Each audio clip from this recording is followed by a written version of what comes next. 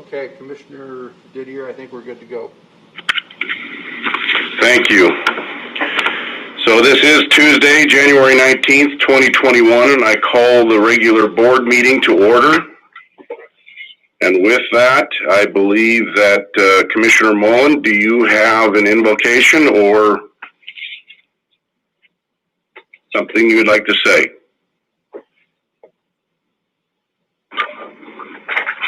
Yes, I'd like to do the invocation this morning. As we come together today, I ask for your wisdom and guidance to lead us in the decisions that we make today and for the strength and the health of our community. In Jesus' name we pray. Amen. Amen. Okay, if you would all stand, please join me in the pledge. I pledge allegiance to the flag of the United States of America and to the republic for which it stands, one nation, under God, indivisible, with Liberty and justice for all.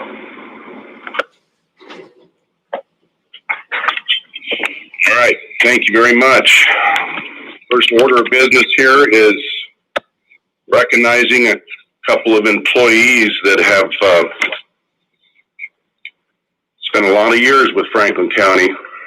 First, I'd like to thank Julie Michael for her 30 years of service to Franklin County. On behalf of Franklin County, I'd like to express our gratitude for your faithful service from October 22nd, 1990 through the end of this month, January 29th, 2021.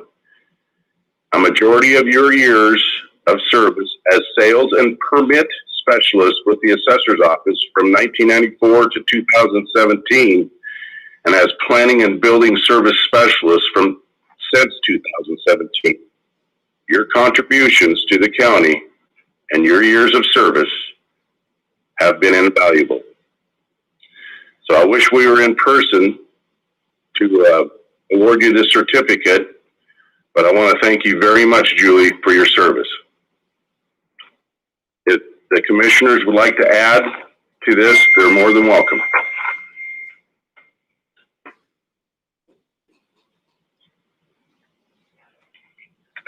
Next, we have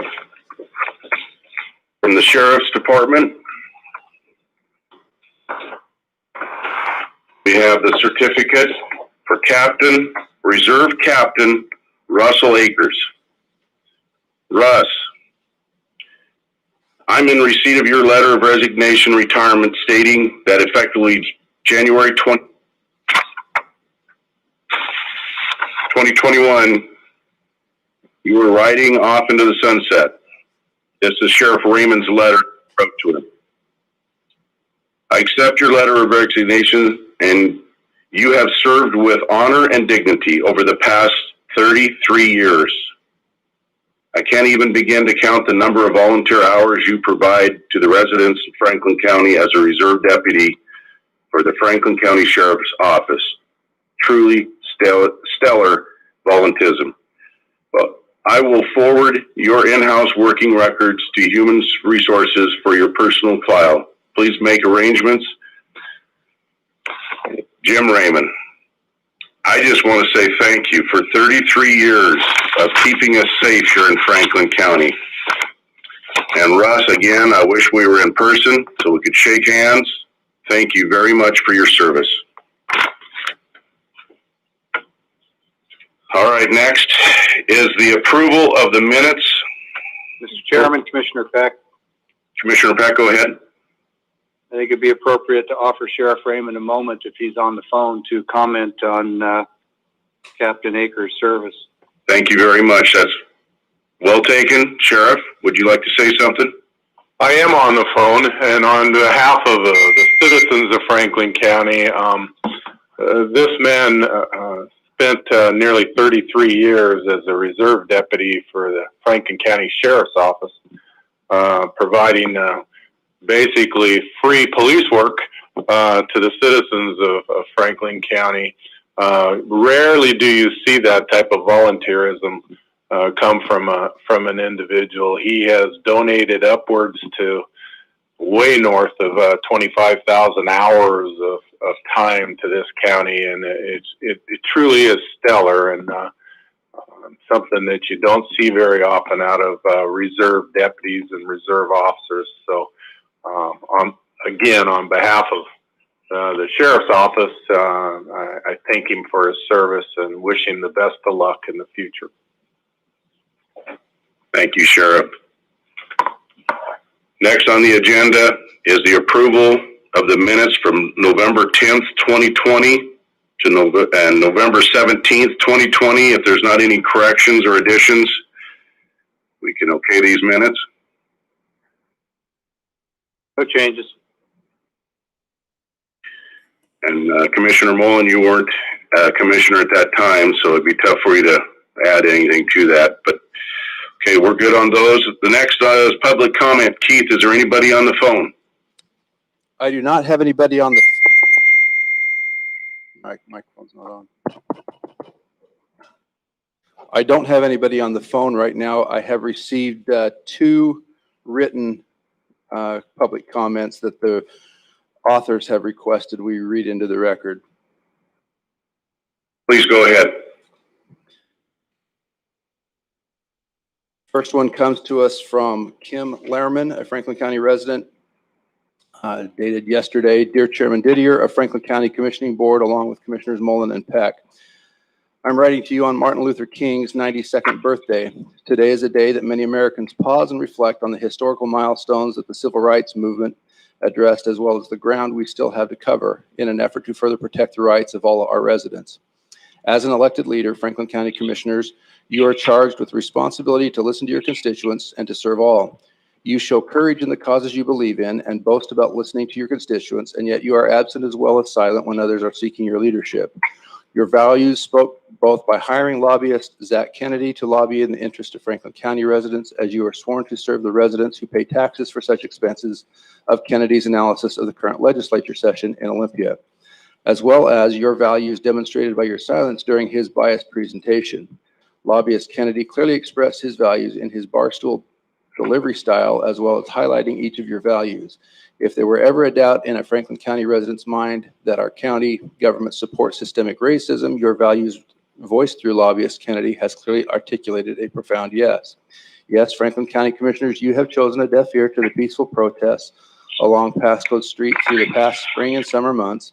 Residents peacefully raising the social consciousness of the public in a request to seek a partnership with those who police us, unified in hope to evolve as a community where all residents are treated with the same level of respect as others are afforded. When lobbyist Kennedy says we will fight criminal justice reform this legislative session, it demonstrates the bias of protecting one over another, sheriff office over constituents, especially citizens of color. This bias foundation does not need to be there. All biases should be identified and eradicated out of places with power. Leaving this bias in place, then harmful mistakes will continue to be made. Look no further than the November 18th, 2019 officer shooting of Dante Jones by Franklin County Sheriff's Office deputy.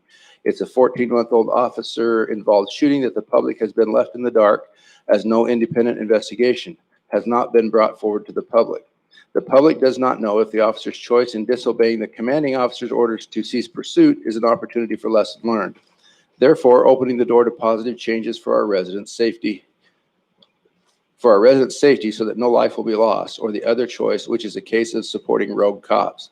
House Bill 1054, Section 9 and 10 directly address the protocol development for safety ceasing pursuits. This is the bill that lobbyist Kennedy so passionately emphasized his disdain for, as he summarized with a callous statement that cops could be civilly liable potentially because of, quote, hurt feelings.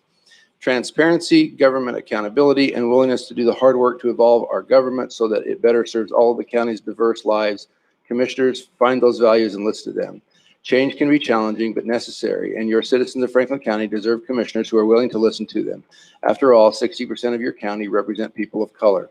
In the words of Martin Luther King Jr., quote, there comes a time when one must take a position that is neither safe nor politic nor popular, but must take it because his conscience tells him it is right, end quote. Find your conscience, reevaluate legislature priorities, and direct Franklin County taxpayer lobbyists to serve in the best interest in our county by lobbying a more inclusive value such as internet expansion in our county over fighting, quote, all criminal justice reform. Sincerely, Kim Lehrman, Franklin County resident. Then the second one comes to us from an attorney representing the Freedom from Religion Foundation. It says, Dear Franklin County Commissioner, I am writing on behalf of the Freedom from Religion Foundation regarding a constitutional violation occurring in Franklin County. FFRF is a national nonprofit organization with more than 33,000 members across the country, including more than 1,400 members in Washington. Our purposes are to protect the constitutional principle of separation between state and church and to educate the public on matters relating to non-theism. It was reported to FFRF that the Franklin County Board of Commissioners recently started a new practice of opening its meetings with prayer. We understand that this practice was started at the most recent meeting by Commissioner Didier, that he wants this to become a permanent practice for the board. We write to urge the board not to bring religion into government by instituting prayers at its meetings. Prayer at government meetings is unnecessary, inappropriate, and divisive. County commissioners are free to pray privately or to worship on their own time in their own way. They do not need to worship on taxpayers' time. The Board of Commissioners ought not to lend its power and prestige to religion by inviting religious leaders to give prayers. Citizens, including Franklin County's non-religious citizens, may be compelled to come before you on important civic matters, to participate in important decisions affecting their livelihoods, property, children, and quality of life. These prayers exclude the 24% of Americans who are not religious. It is coercive and intimidating for these non-religious citizens to come to a public meeting and be required to either make a public showing of their non-belief or show deference to a religious sentiment they do not believe in, but which their county commissioners clearly do. This sponsorship of a religious message is impermissible because it sends the ancillary message to non-adherents that they are outsiders, not full members of the political community, and accompanying message to adherents that they are insiders, favored members of the political community. If the board does insist on instituting prayers at public meetings, these prayers should not be delivered by the board itself, and the board must not discriminate against any person wishing to give a prayer. The non-religious and members of minority religions must be permitted to deliver invocations as well. Local government officials should not be in the business of writing and offering prayers themselves. As you may be aware, the U.S. Supreme Court addressed legislative prayer in Town of Greece, New York versus Galloway. This case did not address situations in which government officials themselves lead the prayers. The court in Galloway only approved opening a neutral forum for others, including non-Christians and atheists, to give invocations. Our government is prohibited from prescribing prayers to be recited in our public institutions. America was founded in part by refugees seeking freedom from government dictation of religion. The framers who adopted our entirely secular Constitution knew that religious liberty does not exist without the freedom to dissent. Our nation is founded on a godless constitution, whose only references to religion in government are exclusionary, such as, quote, no religious test shall ever be required, end quote, for public office. The United States was the first nation to adopt a secular constitution, investing sovereignty in we the people, not a divine entity. Maintaining the separation of state and church offends nobody, includes everybody, and honors the First Amendment. In order to demonstrate the Franklin County Board of Commissioners' respect for the diverse range of religious and non-religious citizens living in Franklin County, we urge you to concentrate on civil matters and leave religion to the private conscience of each individual by not creating a practice of hosting prayers at your meetings. Please inform us in writing of the steps you are taking to resolve this matter. Thank you for your time and attention to this matter, and I hope this letter finds you in good health. Sincerely, Christopher Line, Staff Attorney, Freedom from Religion Foundation. That's all of the written comments. It looks like I do have one caller now on the line. Okay, proceed. Proceed. Good morning, Michelle. Good morning. I'm going to mute so that you can Thank you. hear me clearly.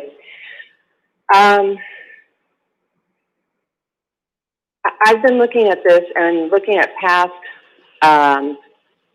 stories several years ago when this came to a head. And I share a similar faith that many profess in that room or on this line. And in fact, last year, I asked if I could pray, and I was granted that opportunity.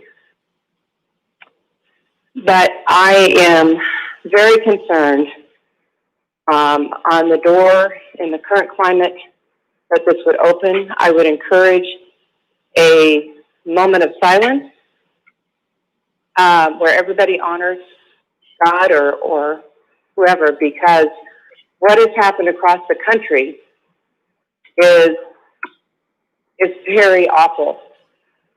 And I'm also very concerned on a personal note, and I'm hoping that I'm going to hear something different, but there's been so much wrangling between Commissioner Didier coming after Commissioner Peck. They both claim to be Christians. And the first prayer that Jesus gave us was, forgive us our trespasses as we forgive those who trespass against us. Now, I'm hoping that there's been some healing of wounds and some considerations. And if not, then I think that this needs to be tabled for a while until that is done. To heal this county, every resident in this county, and to heal the wounds of many people who care, including myself. It says you cannot judge or condemn someone. That's what it says in Matthew. But just a few sentences later, it says, you will know people by their fruit. And out of the abundance of the heart, the mouth speaks. People have been called brats in other public meetings. And until that is taken care of, I object. This has to be genuine. Prayer is a sacred thing no matter who you believe in. And it must come out of a clean slate. And I adamantly, this will look just like a political move of some kind. And I don't want it to disintegrate into that. And believe you me, I care deeply, very deeply. And I do pray for every one of you. And I pray for all of our leaders, regardless. I'm on a national governor's prayer team where we pray with 50 people from other states. And we come from different backgrounds in our Christian religion, which there are many, and we get along real well. But there is civility always. And that has not happened. So I would ask that until those, and I would ask, if you do have prayer before the meetings, I would love to be a part of that. Online, in a phone call or whatever, everybody would. For the sake of our country and what we're facing, the uncertainty, it's important to be very fair-minded, because my Jesus, I don't know about yours, but my Jesus never went in and told everybody to start praying. You know, they asked him how to pray, and he told them.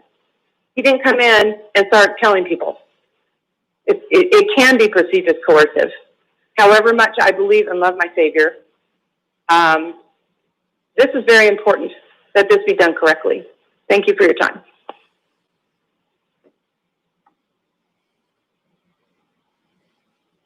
I do have a second caller on the line now, Commissioner.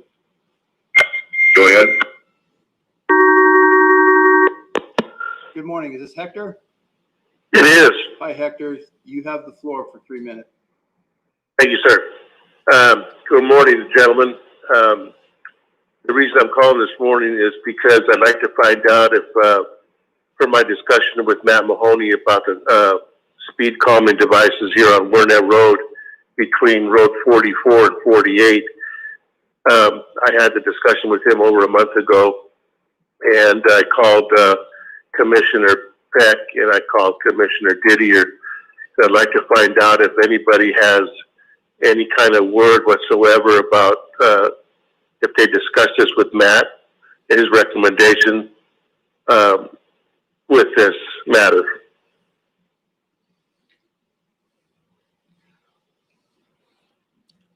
Commissioner Didier, do you want to respond to that with Mr. Mahoney? He's on the line. If you want to address it as a question, we typically take comment and don't have discussion, but it's up to you. And the matter was, I missed what the matter was about.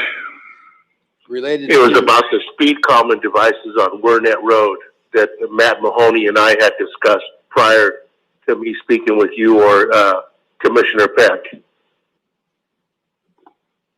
I'm sorry. It's related to the speed enforcement on Wernette Road between Road 44 and Road 48. Yes. I think that we do need to discuss that. There were several complaints last year about it, and I think that this is something that we need to look at, yes. This is Commissioner Peck. To answer your question, Hector, I did speak with Matt Mahoney after our conversation. Excuse me. And it's going to have to be a discussion with the commissioners for a board decision whether or not any further action on that stretch of road is taken. It's not something that I can or should do individually, but I did follow up and have the conversation that you requested me to have. Okay, all right. And Because the speeds out here, they're ramping up, and I know that you've been out here a couple times, and there wasn't anything significant that you've seen. But it's when people are not around, and my neighbors can attest to that, of the speeds. They're just ramping up hard out here because people that are coming off the Desert Plateau and west of Pasco to come into to the city, they're using this road because there's only one stop sign. And with this little neighborhood in through here where there's houses on both sides of the street, they're coming in here too hard. And of course, I can't. There's nobody to patrol out here. I mean, the sheriff's department's got their own issues that they have to take care of people out with other problems. But every time I've called them, they have come out here, but I can't call them all the time. So this is Chairman Didier and Keith. I think this is probably something that we need to get on the agenda to discuss and make a solution, because I'm hearing more and more of this about Winnett Road. So could we please get that on one of the next agendas here soon? Yes, sir. We can do that. Okay. Thank you. And thank you for the call.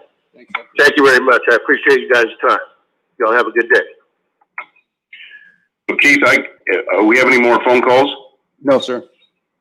Okay, so on that letter that came in from the Freedom of Religion, this is from Wisconsin. Tell me the guidelines about public comment. Is this from the public of the local area? Is it from anywhere outside of our area also? Generally, when it comes to public comment, we ask them to identify themselves and whether they're a Franklin County resident. It's not required that they disclose that.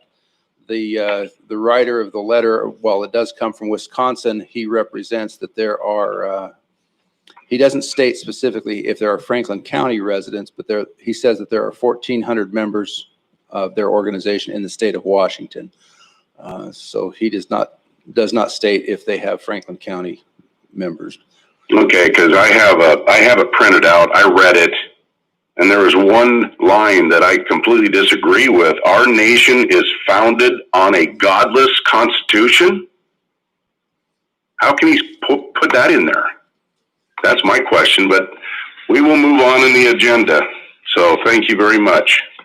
Next, we have the discussion on requesting statutory language setting limits on state of emergency duration without legislative approval. Yes, Commissioner, before you is a potential resolution for your consideration that essentially mirrors what Benton County and some other local jurisdictions have done throughout the state of Washington or are in the process of doing. It is essentially a response to the governor's recent changes to the COVID pandemic limitations. That's a statement that the county commissioners believe that these decisions are best left up to local leaders, including county commissions and city councils, rather than a broad state of enforcement from state officials and state agencies. You will recall that there was a proposal brought to us that the city of Pasco had considered and ended up not adopting, that had some very specific language in it that our county prosecuting attorney's office found problematic from a legal standpoint, that we would be subject to a pretty significant legal challenge had we moved forward with trying to adopt that resolution. So this is in lieu of that. As I said, it mirrors almost identically with what Benton County adopted last week and what some of the other local jurisdictions are either have approved or in the process of approving. With that, I would be glad to stand for any questions that you may have. This has been reviewed by our legal counsel.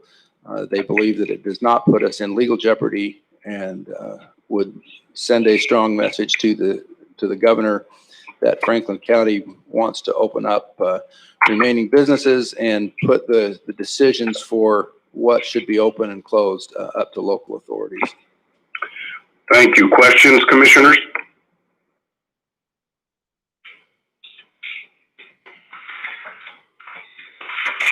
I have no questions, but I feel that we need to move forward with the resolution.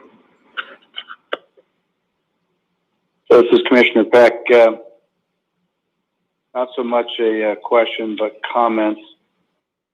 This is the first resolution that has come across to us that doesn't bring jeopardy on the county. And I think we have an obligation to make sure that our constituents are well advised that there's nothing in this resolution that opens the county any more than what the governor has done. And I won't speak for all of us, but my guess is all three commissioners feel strongly that we wish we did have the authority locally to open things, but we simply don't. And I don't want anyone to mistake this resolution as any kind of a waiver of anything that the state has put upon us, unfortunately. So with that, I'm happy to support the resolution, and I just regret that I don't think it's going to change a darn thing, but it needs to be said nonetheless. Thank you. Thank you, Commissioner Peck. Commissioner Mullen, I have a few comments as I read through this. Whereas the state of Washington and its agencies are not bound by this resolution, is the first line that I would like to bring to attention. The second is, whereas the Board of County Commissioners is committed to protecting the rights of its residents and will continue to actively challenge regulations that it believes are illegal. And the third is, on his roadmap to recovery, unfairly and inequitable impacts Franklin County residents and businesses without recognition of local elected officials and their duties to represent the interests of their constituents. Now, these are all strongly worded lines, but I don't think we have challenged them legally. We haven't put forth a legal argument here. And as pleased as I am to see this in our book finally, after pressing so hard, if this is the best we can do in Franklin County, I'll vote for it. But after the Democrat majority in the Senate just gave his proclamation indefinitely status, these are just words on a paper. Not going to change a thing. So I guess I'm in agreement.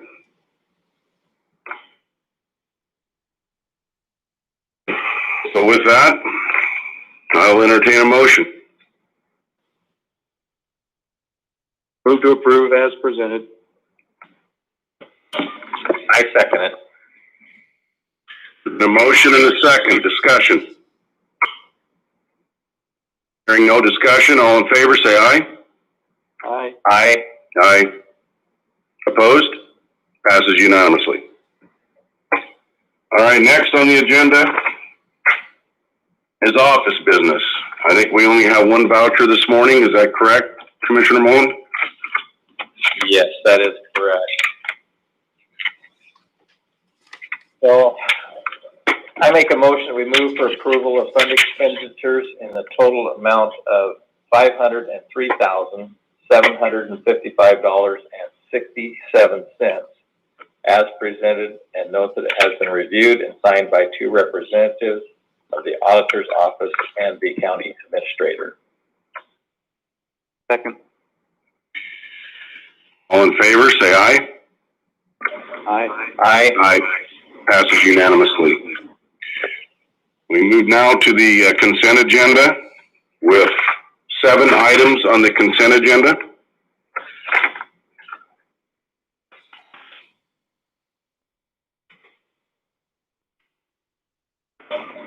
I move to approve consent agendas 1 through 7 with discussion on 1. Second, with discussion. Proceed. My first note would be that on item 5, there is a typo in the agenda. Normally, I wouldn't bring it up, except in this case, it's not appropriate. Refers to the Columbia Basin Veterans Coalition as Columbia Basin Violence Services. I know it's just an administrative typo, but when we enter this to the record, perhaps we could correct that. Not a big deal, but again, I think we ought to fix it. Thank you. So noted. Thank you.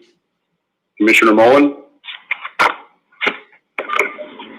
Yes, on consent agenda, or number 1.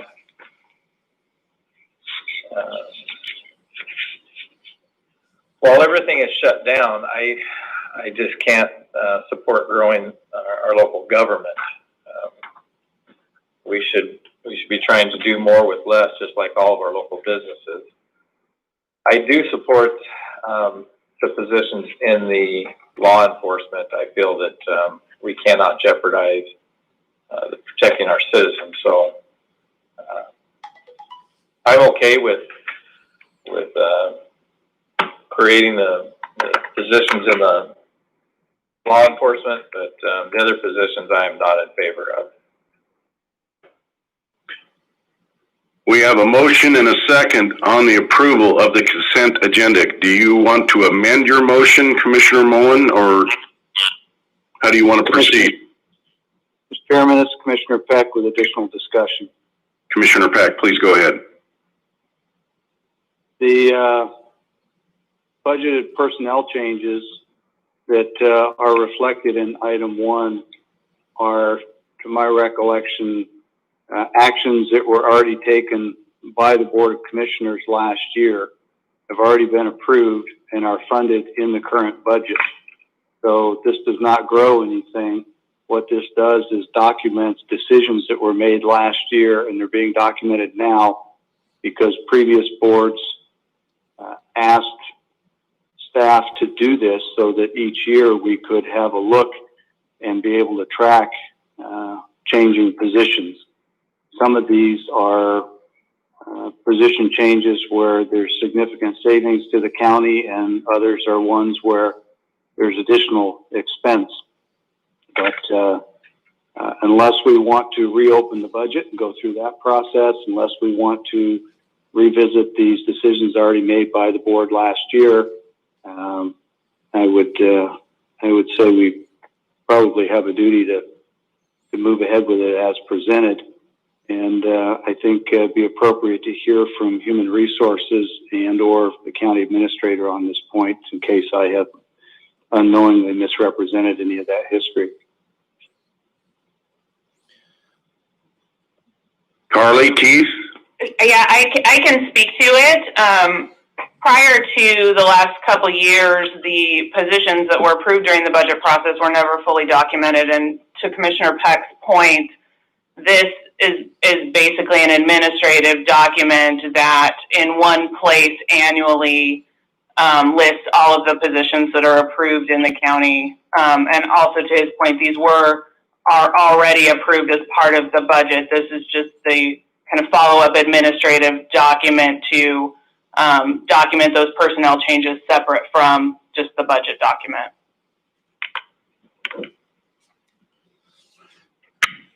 I may just respond briefly. There is a additional or unfinished business item that's on the agenda later to discuss specifically the positions in the assessor's office and administrator's office. So perhaps we're having that discussion now. I would say that just to kind of echo what's been said, that these discussions about these positions were pretty well brought out in the budget hearings and the budget decisions of last year.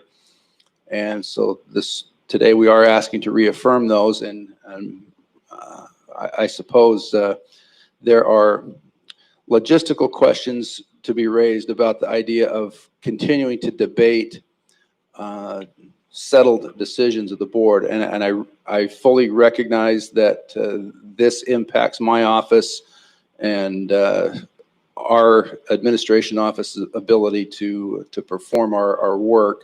So I don't want to be so much of an advocate that I'm excluding other departments that really need these positions and that the board has discussed and decided upon previously. But So this is go ahead. Keith, Commissioner Peck here. You used the word discussing these to reaffirm, and forgive me, but that is not in keeping with the decisions previously made by the board. This process was never to reaffirm actions already taken by a previous board and already adopted into the budget. This was a request for an administrative tracking, and candidly, Human Resources could have documented these and submitted them to your office for the record. There was not a need for it to come before the board. I'm fine that it has, and it's good that we're having this discussion. But no part of the direction from the board previously was about reaffirming these positions. And if we are to change these, I think we have to go through a process of reopening the county budget, go through the public hearing process again, make adjustments on these. And there was a good deal of discussion already. You'll notice that out of these positions, there's a reduction of 58,000, one's a reduction of 31, another one's a reduction of 87,000. And whether if you take the corrections or law enforcement positions out of this, what's left is I think a noticeable savings to the county and to the budget. So even if we were to look at reaffirming them, you'd see that absent the law enforcement ones, this represents a reduction in positions and the savings. But again, this process was never intended to reaffirm these positions, but to document so that each year we have in one place what positions have shifted so that we can keep better track and help constrain the growth of government. Specifically was one of the reasons we asked for this. Thank you. Thank you. I appreciate that clarification.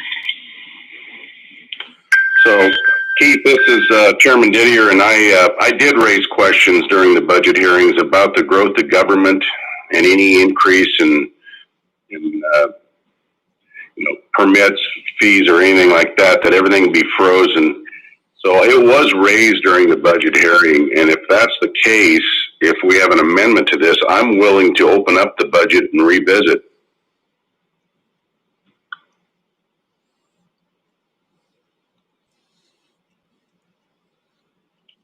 Well, then my recommendation, Mr. Chairman, would be that we table this particular item for a week to provide commissioners the opportunity to visit with staff and get perhaps a full appreciation of what is necessary to do that. And if the feeling after that research is that we want to move down that path, I'll certainly be a team player. But in light of what I've heard, which is that there's a desire to keep the law enforcement positions, then any change that we would make, I would only see it increasing the cost of the county. But if that's the path that the majority want to take, like I say, team player. But it's a fairly robust process, and I would want all the board members to be fully apprised before we went there. So I remind the Board of Commissioners, we have a motion and a second. We need an amendment on the motion if we want to pull this item.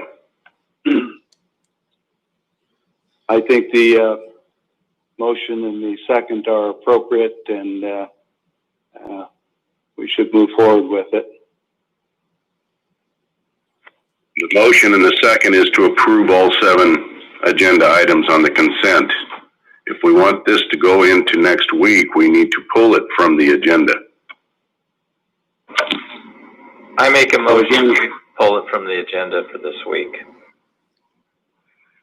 Commissioner Mullen, is that that's an amendment to the motion to pull item number 1 from the consent agenda? Yes. Is there a second? I second. Discussion. Hearing no discussion, all in favor of pulling item 1, the amendment to the motion to pull item 1 from the consent agenda, say aye. Aye. Aye. All opposed? Nay. Let it be recorded. Now the approval of the motion excluding item 1, items 2 through 7. All in favor, say aye. Aye. Aye. Opposed? Consent agenda items 2 through 7 pass. Moving on to administration office business. Keith. Yes, Commissioner, I do have one caller on the line. Would the board prefer that we listen to that comment first? Yes. 2 through 7 pass. Good morning, Ms. Hatch. Yes, hi.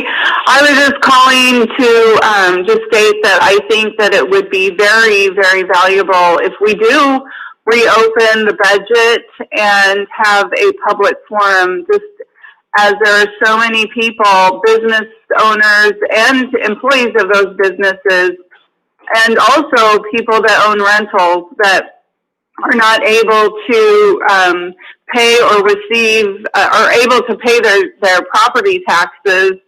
And I think that we all need to have a leaner, as the people are having to live their life leaner, then the government should reflect that. So that is all that I have to say. Thank you.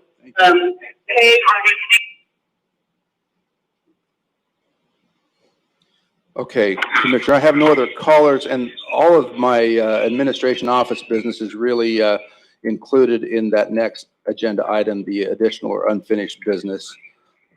Okay, proceed. First item is the discussion of an interim assessor position. I did send a letter to the Franklin County Republican Central Committee indicating that we are asking them to submit 3 names for consideration for the replacement of Mr. McIndoe, who has resigned his position effective the end of this month.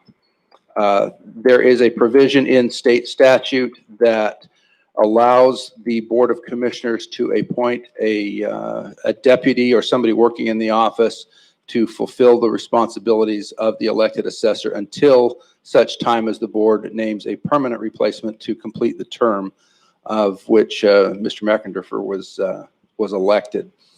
So time is of somewhat important, but it is not essential that we make a decision or have those names today. I have been told that the Franklin County Central Committee is having a meeting this week to discuss this issue. If they do not provide names by the end of the month, then I would probably request the board to appoint a person from within the current assessor's office to act in that capacity until such time as the board does receive those names and has an opportunity to discuss those and make a decision. So that process is in place. I'll be glad to answer any questions that board members may have. Well, just observing the calendar, Keith, yeah, we have the meeting on the 26th, so we can make that decision at that time. Correct. Okay. So I think we're good. Thank you. Okay. Unless any other commissioners have a comment. This is Commissioner Mullen. So people that are interested in the assessor's position, they know that they need to submit their desire to the Republican Party for their nomination, and that they will, as I understand, they will need a PCO to endorse them and a second to move forward. So if people are interested in that position, just want to make sure that they're aware of what their requirements are. Yeah, I can respond briefly to that. It's important to make a distinction here that the county does not direct the Central Committee on how they internally make the decision to put forward those names. Those would be subject to the bylaws and the rules of the Central Committee. The county's requirement is simply to make sure that the Central Committee officers are aware that the only legal requirements for the position are that they be a Franklin County citizen and a eligible voter in Franklin County, that they be a represented by that party, and it's up to the party to determine the credentials of whether they sufficiently meet the requirements of being a Republican or not. The county does not regulate or have a position in how the Central Committee determines who's eligible from the Republican side of it, if that makes sense. This is Commissioner Peck. I would advise checking with legal counsel on that last point. I don't believe that the party, and I've participated in a couple of these appointment processes, one for State Representative Mary Dye. Excuse me.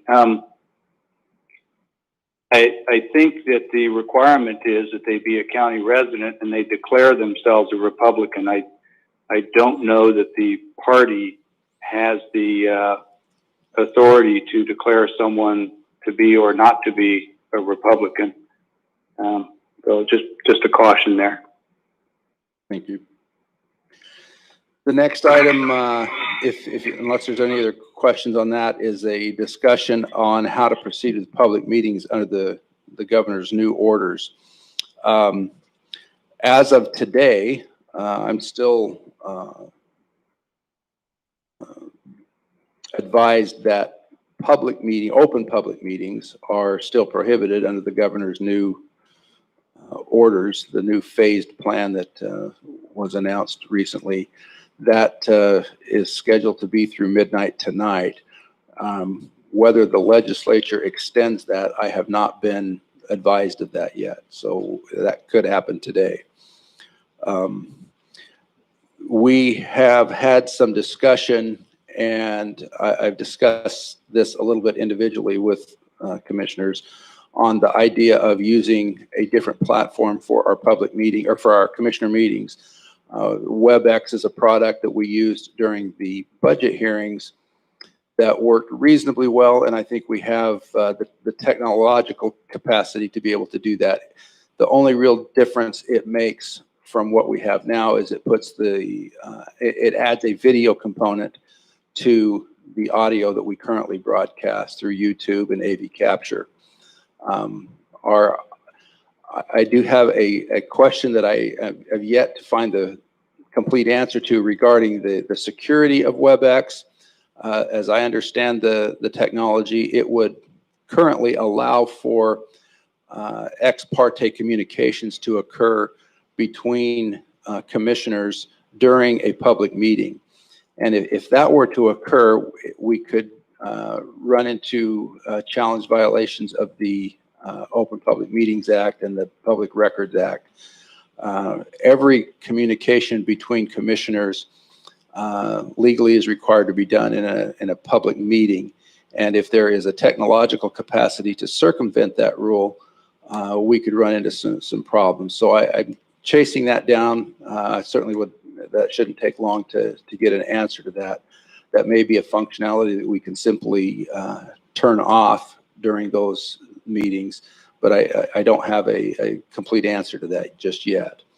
So with that, I think we need to, because the commissioners in an earlier session late last year decided not to use WebEx for commissioner meetings, we essentially established a policy that we would stay with AV Capture and YouTube and simply broadcast from an audio perspective.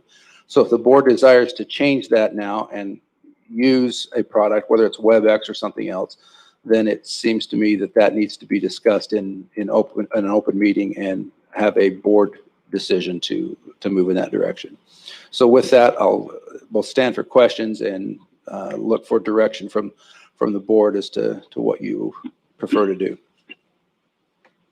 So this is Commissioner Peck. Keith, thanks for the narrative and the explanation. The ex parte communication issue with members of a body during a public meeting having discussions behind the scenes is not just serious in that it could create an Open Public Meetings Act violation, but it also can cause any decisions made in that meeting by that board. And some of them could be very important, like land use decisions or budget approvals. Some of the decisions we make have pretty broad reaching impacts. If we were to make a decision like that of that weight in a meeting where it was later discovered that there were these background ex parte chats going on, it could negate and in fact cancel actions taken by the board and bring them under legal challenge. It would not be the first time. As I've said before, I'm not opposed to going to a platform that has audio and video. For me, I'm just looking for IS to give the green light that it meets the security requirements. As we know, the Port of Kennewick recently had all of their servers hacked and locked up and put under ransom for, I forget how much money, but I'm told by port officials it's going to be millions of dollars for them to recover from that. So it would behoove us to be especially careful with these platforms to make sure that IS assures us that they are secure. And then, of course, we've already talked about the chat component, but I'm happy to make the shift. I just need to know that the staff is prepared and the security is in place. Thank you. So Keith, this is Chairman Didier. We had WebEx. The taxpayers paid for it. We had it installed. We used it for our budget hearings. I'm curious as to our trust in it at that point in time, but we're not trusting it now. Did we do enough research before we invested in WebEx? Well, yes and no. We did use it for the budget hearings, but the board was not taking action on any items during those budget hearings. So for purposes of just discussion and Q&A, I think we were satisfied with the level of security. But when it comes to the board considering items for which they will take a voting type action or a decision of the board, I don't know that we asked enough of those questions. My understanding of technology, and I've spent a number of years in the technology industry, tells me that as a secure platform, WebEx is fine, and we have the ability to manage that.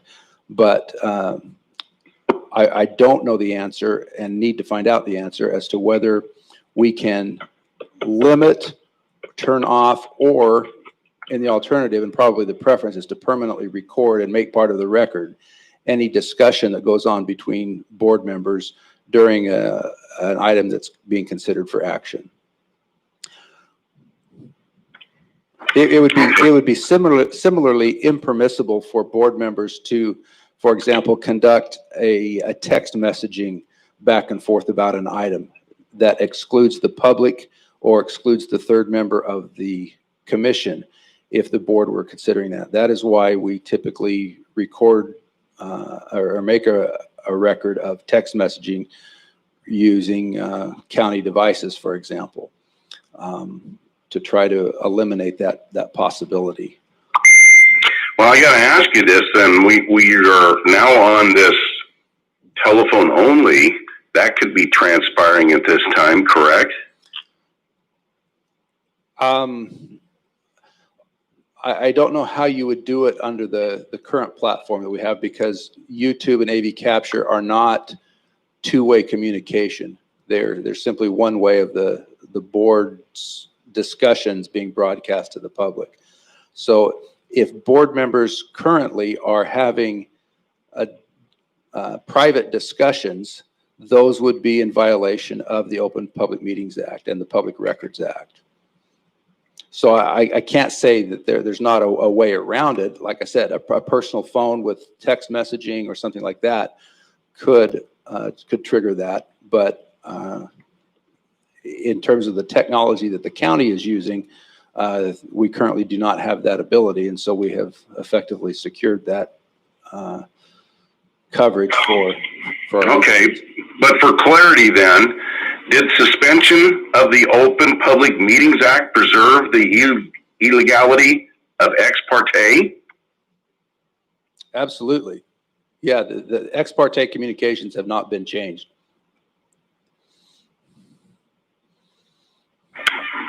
Okay, any other comment from the commissioners?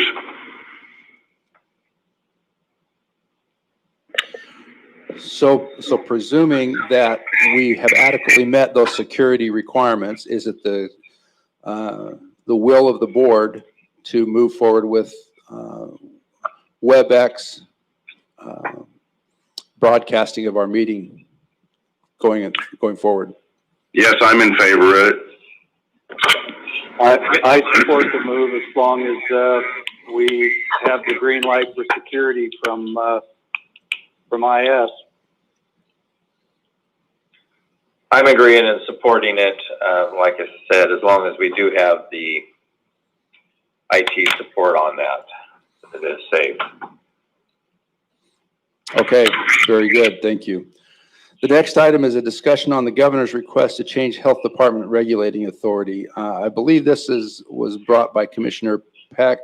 I think the Wasatch Legislative Steering Committee perhaps has addressed this.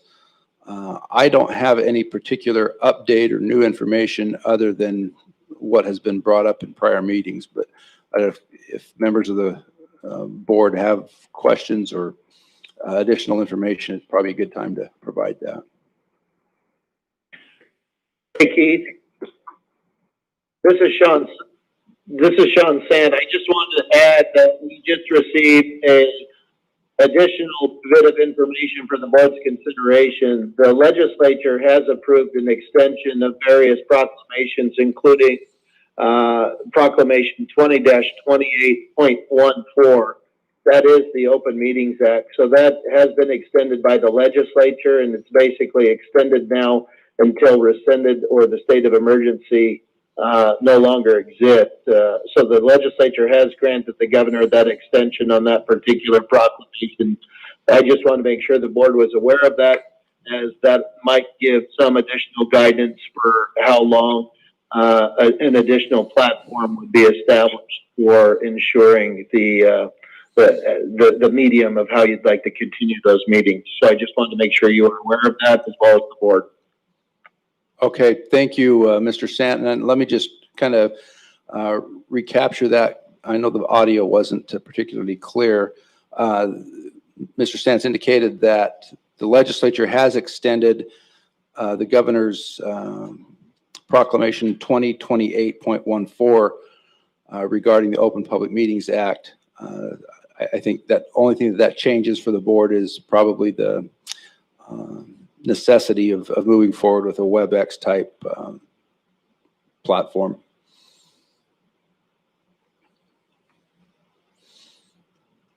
The next item then, if there are no further questions on that. Keith, yes, sir. I would like to say something about this. I would like to ask Sean Sant about the reasonable man clause in this whole ordeal. Now we've got an extension indefinitely, which means we've created a king in the state of Washington.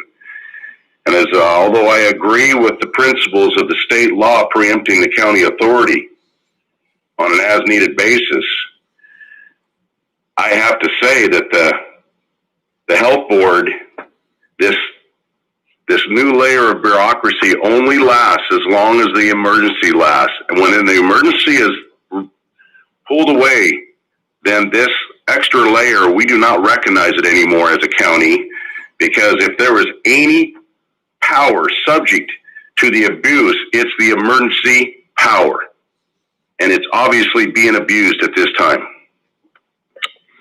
Chairman Didier, I think the point is well taken as far as the ability for the county to respond, that is one of the important reasons why the board has considered the resolution that was provided and to direct the governor's office to work with local authorities.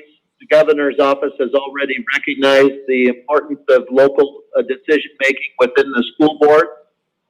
And I think that's what is important is if our school boards have the authority to make those decisions on whether to bring students back to school for in-person instruction, essentially what your letter is asking the governor's office to do is give that local authority back to the board where we can defer to our local health department and our local health boards to make those decisions so that we as a community can adjust the needs according to the best evidence that we have, which is from our local health department rather than a state entity. So I think that's it's a point well taken, and I think that's kind of the recommendation of the letter that was agreed to by all the board members to ask for that local control and try to push and lobby for them. Thank you, Sean, and I would ask you to please get a hold of the Kitsap County Board of Commissioners and the Walla Walla County of Commissioners. They both sent letters out. I think at this point in time, Keith, it'd be very, very important for us to join with other counties and put a letter to the governor together. Everybody's sending in their own about this, his roadmap to recovery and vaccinations, and they're all aligned along the same lines, and it's questioning his authority. I think we need to join in and create a movement to question his authority over local governance. Chairman Didier, I just wanted to update the board. I could certainly do so after the meeting, but I did want the board to be aware. Both myself and the 5 other counties that were recently placed in the regional health region, the prosecutors of those counties actually have been having discussions, and we are drafting up some unified approaches in how to deal with this. So we are looking into that, and we have been in discussion with the prosecuting attorneys of those other 5 counties that are in our region. That includes Columbia County, Walla Walla County, Benton and Franklin County, Yakima, and Kittitas. So I just wanted the board to be aware that we are certainly discussing those items and keeping all considerations available for our county. Thank you. Do you know when you might have something to put forth to the commissioners here in Franklin County on a combined effort? Do you have any timeline?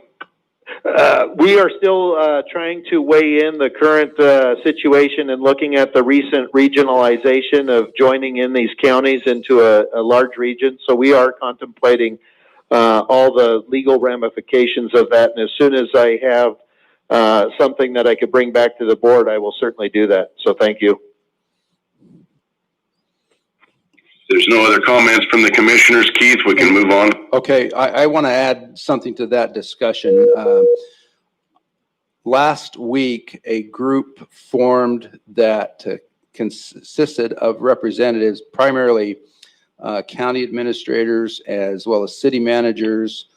There were some mayors from that 5-county region, got together last Wednesday, and they're going to start meeting weekly on Wednesday.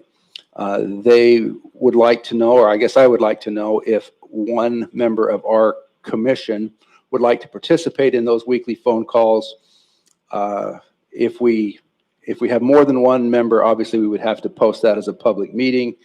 But if there is a member of our board that would be assigned to participate in that, or alternatively, because I'm currently participating on that, I can report on the outcome of those meetings. But if it's okay with the other commissioners, Chairman, I would like to take that lead role and participate with you, Keith. So this is Commissioner Peck. Customary chairman to offer it to the other commissioners before jumping on it, but we'll set that aside for a moment. Keith, would you restate what the function is and who the participants are? I missed part of it with the transmission. Yeah, the participants are representatives from the counties and health districts and cities that are in our 5-county region for these new health department regulations. The focus of the discussion right now is really around vaccination and the vaccination distribution. There have been discussions with hospitals and medical providers. So I would say the health district representatives are kind of the primary information points, but it involves city managers, some mayors. As you know, in some of the smaller municipal jurisdictions, the mayor is the CEO of the city in, for example, West Richland here locally. But in the event that it's a larger community with a city council that hires a city manager, it's typically the city manager that's representing that jurisdiction. But And are commissioners from other counties weighing into this? yes, Participating? there is a single commissioner from each of the counties that, and I can't say that all 5 are represented, but I know that there's at least 1 or 2 that are.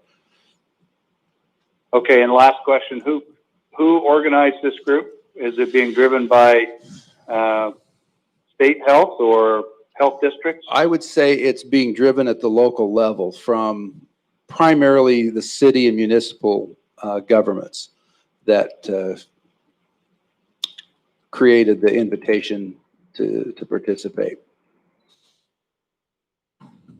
Okay, thank you. And I don't have a problem with Franklin County having a commissioner on there, and if Chairman Didier really wants to do that, I'll be happy to defer. All right, I can make sure Commissioner Didier has that call-in information. It's a Zoom type call on Wednesday afternoons at, I believe, 3 o'clock.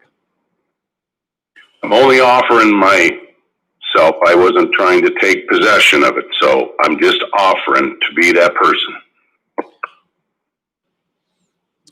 Well, that's a decision of the board.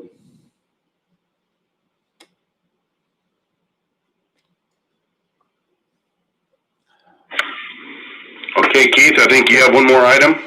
Yes, got a couple more items briefly. One is, oh, no, just one more. The discussion of the canvassing board audit on the Dominion machine. The canvassing board consists of the chairman of the Board of Commissioners, the prosecuting attorney, and the county auditor. I know there was some discussion of convening that group, but I have not heard whether that has happened or is in process of happening. And if it's my instruction to try to make that happen, I'll be glad to do it. Keith, I know we got Sean on the phone. If the auditor's on the phone, if you'd please join us. Mr. Beaton, are you there? Yeah, I'm here. Have you looked into the process of our legality of being able to audit our systems? I mean, no, not specifically. I think the order of things is first to, organize a canvassing board meeting and then listen to the concerns. And then if the canvassing board, determines that in order to address whatever concerns may come up, involves different aspects, that's when we would have to look and see what's legally possible or not. Chairman Didier, this is Sean Sant. If I could just add, I believe the election has been certified. I don't have any doubts that, Commissioner Mullen or the others in our community were duly elected. It was already brought to the canvassing board. The canvassing board certified it. At the time of certification, there were no issues raised as far as casting any doubts on the legality of the election. We have received, in my office, I've received 2 complaints of individuals that violated election laws, and my office is reviewing those complaints, and there will be a likely prosecution of those individuals that violated either voting more than once or voting for other persons. And so we are taking those complaints that have already been received seriously. I'm not aware of any other issues that would cause the auditor to believe that it wasn't a duly certified election. If there are those complaints, those can certainly be forwarded to my office for a criminal review. Otherwise, I would defer to the auditor to make the determination on the voting equipment. I believe the auditor was the one that recommended this particular type of voting equipment, and I'm sure if the auditor had any concerns about validity or properly functioning capabilities, that would have been brought to the board earlier. So unless the auditor has specific concerns about that system, I don't need to participate, but I will certainly review anything criminally that would like to be referred to my office for further legal review. This is Matt. I'd like to respond. So, Sean, I think everybody, my sense is this: the canvassing board is the board that runs elections for the people of Franklin County. I have not in any manner expressed any concerns from the processes that we have. The reason I believe we should convene the canvassing board is if it's requested by the public and they raise concerns for some system, that board, of which the PA and who it's made up of, should at least hear out the public. As far as any problems with what's happened, I was there with you and we found the issues we did. And I think part of it is I've met with my staff because we've heard from, a number of people based on national information on the system. I don't have a problem with it, but I do not believe it's prudent to wag our finger and say, I've already checked it, public. Why don't you, just go away, which is the sense if we're not willing to hear them out at a canvassing board meeting and at least listen to their concerns. I think there's another piece to this too. One of the things is a vast majority of the people don't understand the work that the canvassing board and further that elections goes through. And I think if there's people concerned enough to raise concerns and show up to that meeting, we can both inform them to the great degree that this elections are run, but also if they raise other concerns, we talk about it. Otherwise, I think there will be potentially, if we don't at least, look at it. It's like our national elections. Everyone wants to say it's over. I don't know if it's over or not. So on this particular issue, we have to look and then decide. And so I support convening the board if there's enough interest from individuals in the public that show concern to at least hear what they have to say. I guess with all due respect, Mr. Beaton, that you have been elected as the county's election official to ensure that we have fair elections and that the processes in place are operating correctly. And to me, as that elected official, if you have concerns, please raise those concerns and bring them to the canvassing board's attention.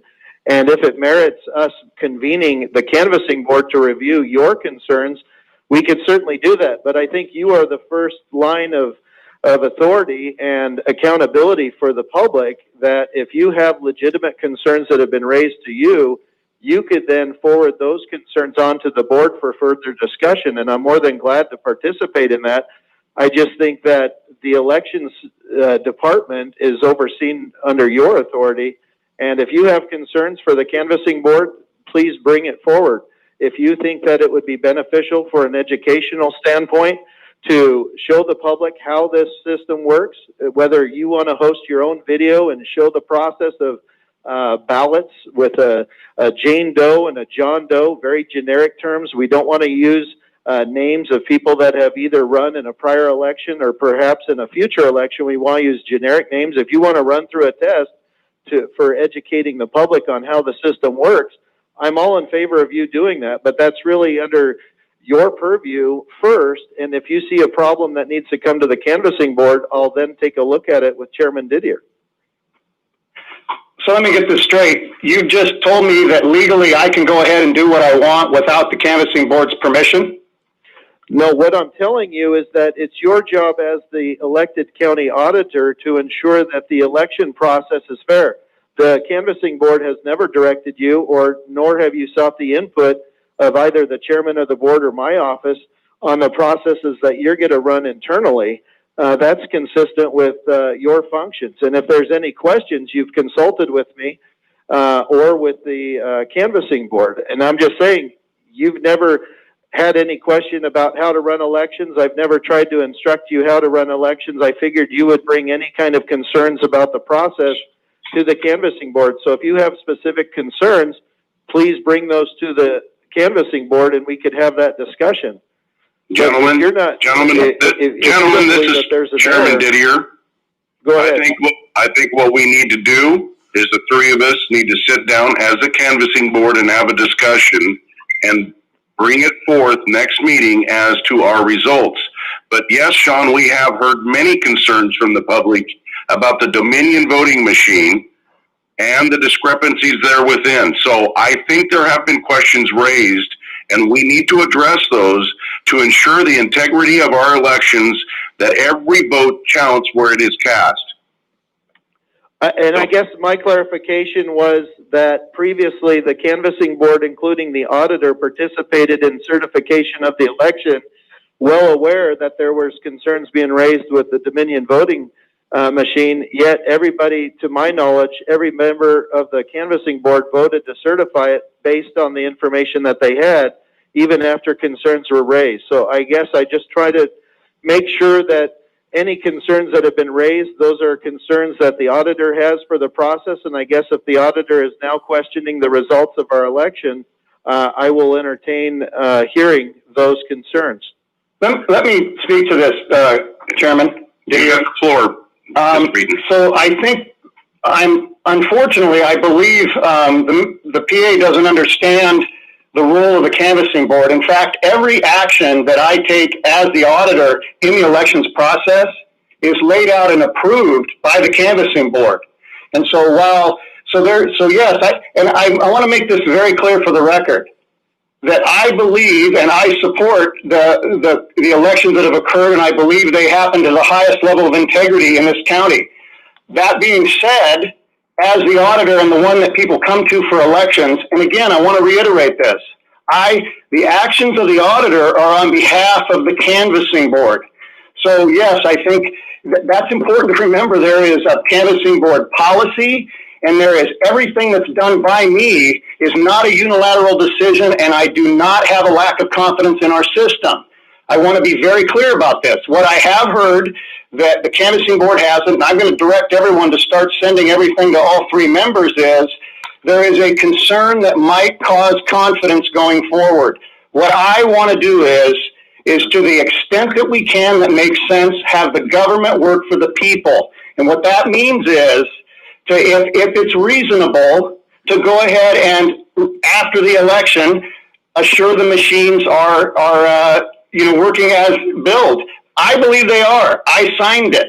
But that doesn't, me going out and looking at the public and telling them that, I think we should convene the three of us in a public meeting, hear people out, and then each of us can share our wants or needs and the course of action at that time. But again, I'll close with this.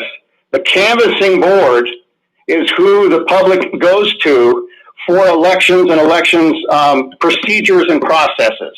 So I do not believe that it would be appropriate for me to act unilaterally. And I certainly appreciate that. What I'm trying to say is I have not been forwarded any kind of complaints, and if you have received complaints of the process, please forward those to all of the canvassing board members so those can be considered. Otherwise, I have had a deputy that was assigned as a canvassing board member for the last election, and everybody signed off on it. I have not been presented yet with any of those addressed concerns that you raised, and that was my concern. Is if any of the canvassing board members have been given specific complaints, please forward those to my office, as I have not yet received them. So I'd appreciate that. Thank you, Mr. Sant. You were not present at last meeting, correct? Yes, I was traveling, and I was trying to listen the best that I could over the phone, but I was not in the best position to be able to respond. I would encourage you to listen to the public comment. We had numerous phone calls then, And at the Republican PCO meetings, we have had numerous requests from them. It is coming forward. People are wanting to know and see that we have a credible voting machine here in Franklin County. I want to ensure that. I want them to know that we have looked into this thoroughly and that everything is on the up and up.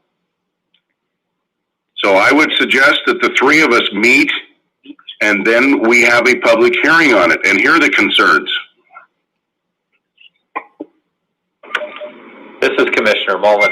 I've had several people ask me to alert them to when this canvassing board is going to meet, because just for transparency reasons, they would like to observe that our voting machines are indeed accurate, and just to ensure the confidence in our voting machines. Is there any other comment? Just for the Commissioner record. Peck, I'll just say I have confidence that Mr. Beaton, our auditor, has complied with the process, and while I understand why some people might have concerns or reservations about the outcome of the election here, I've watched Mr. Beaton run elections for a number of years and have real confidence in him and his staff. So I don't actually have any concerns about the accuracy of it. On the other side of the issue, if there are public concerns and there's a desire to address those concerns and reassure our citizens that, in fact, Mr. Beaton and his staff are doing the kind of job that I believe they are, then I think the question really is, what's the best vehicle for doing that? If you use the canvassing board, I suppose that's fine. It suggests that the canvassing board feels that there are irregularities, because normally you wouldn't convene a canvassing board unless you had complaints lodged to the canvassing board. I think I'll just close with, I don't think the prosecutor was trying to tell the auditor how to do his job, and I hope it wasn't received that way, but the idea of the auditor hosting a public activity, forum, video, whatever, might be something to consider in addition to the canvassing board, if it adds further trust and understanding in the public of exactly what the work is that the auditor and his staff do, because it is widely misunderstood. Thanks.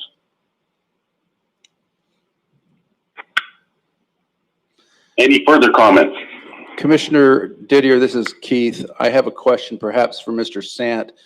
Is a meeting of the entire canvassing board subject to notice of that meeting? And is the public required to be able to participate in that? If the canvassing board is going to convene as a canvassing board, I would prefer that notice be given prior to that.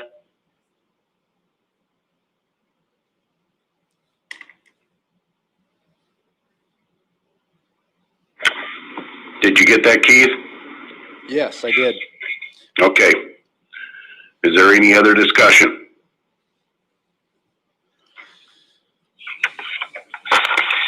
Hearing none, we're on to public comment.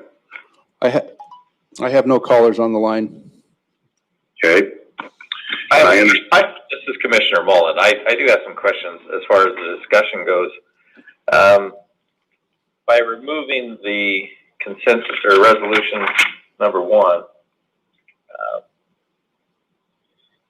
it says it's just to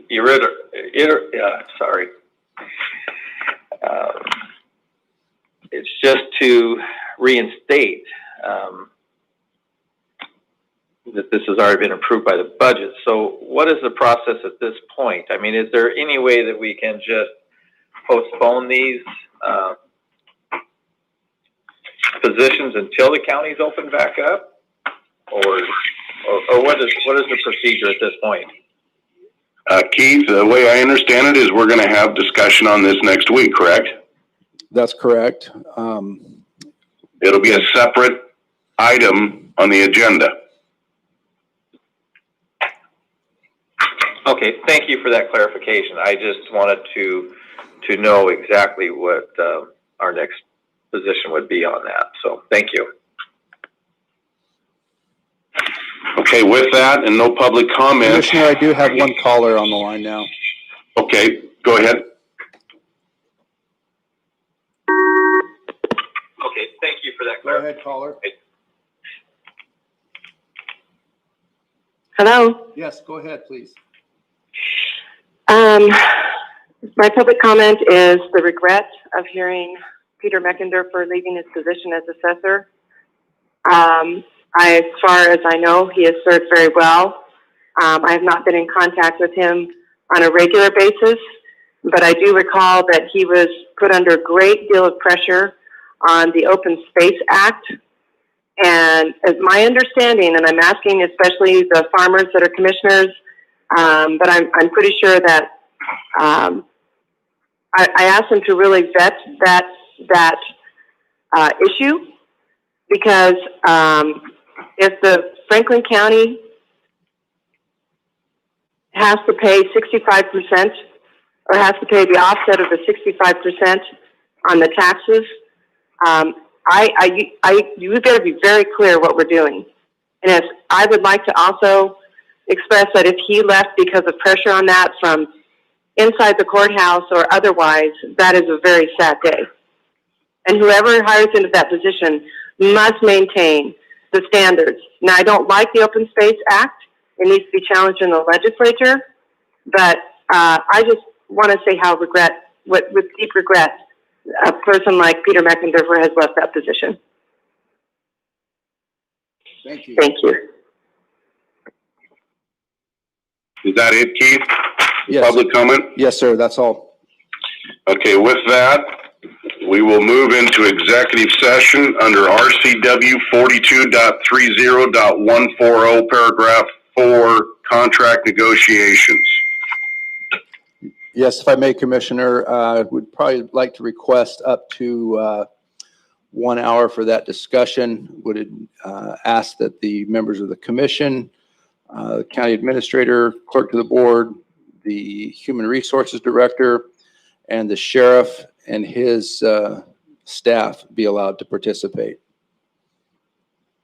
Okay, and if I understand it right, we've all got to call in to a different number for the executive meeting? Yes, we will terminate all of these call-ins and have you call into the new number for the executive session. And we will come out of executive session with any decisions being made? Do you anticipate? No, I don't believe so. We need any out of the executive session? No, once the executive session is concluded, I believe we can end the meeting. Okay, thank you very much. I ask everybody to call into the number. Mr. Chairman, Mr. Commissioner Peck. Commissioner Peck, you have the floor. Before we assume, I understand that we're going to have an extended executive session and we're not anticipating any action coming out of it, but we need to state for the record that we leave open the option. We just don't anticipate that there will be, and you did use that word, and I appreciate it. I'm reinforcing the point. But there may be other issues and new business that commissioners will want to bring up, and I heard you say that after the executive session that we would be adjourning the meeting. So I'm looking for time between the executive session and the adjournment for any new business with commissioners. Thank you. Thank you. Okay, at this time, we'll move into executive session. So I ask the commissioners to phone in to the new number and all participants. I'm going to hang up and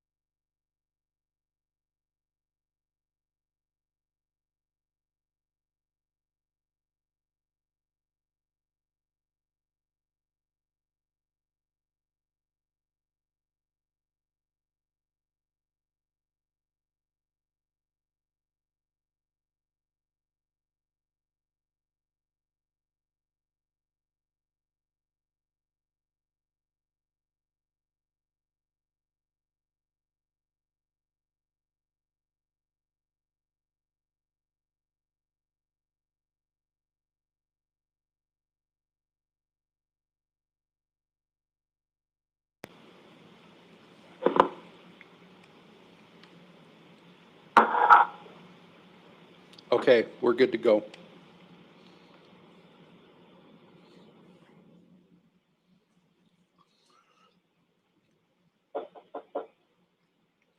Commissioner Didier, we're back in public session. I'm sorry, I had my mute button on. I'd just like to say we've came out of executive session with no decisions being made and with nothing more on the agenda. I would only like to ask everybody to keep Derek Bratton in your thoughts and prayers. Is there any other discussion? It's Commissioner Peck. Yes, So, Commissioner Peck, go ahead. We've had 2 meetings now, 2 weeks.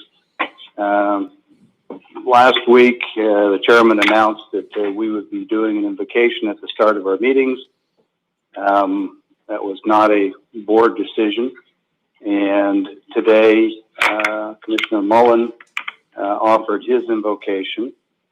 And I want to be clear that while I certainly ardently support religious freedom and encourage people to pray according to their faith, and certainly to invoke whatever favor we can bring upon our board to do the people's work and do it effectively and responsibly and cordially. Nevertheless, the letter that we received regarding the practice does have some merit and I don't think should be dismissed out of hand. And lastly, and most importantly, is that I've taken a little time to think it through, and I've written a short position paper. It's a single page, and I'll be emailing it to each of you. It'll become a public record once it hits your email inbox. And all it does is lays out my position and my view on the subject, since that opportunity to have that discussion didn't occur before this practice was implemented. And once you've had the opportunity to read that, you, of course, may or may not change your mind, but I will at least feel as though I've had proper opportunity to input my thoughts on it. Thank you very much. You're welcome, Commissioner Cook, or Commissioner Peck, excuse me, but I don't know if everybody heard. I would just ask for your thoughts and prayers for Derek Bratton, who is in the hospital at this time, and hopefully he makes a full recovery.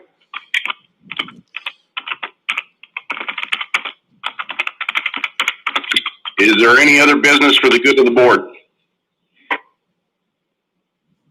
Hearing none, the meeting is now adjourned.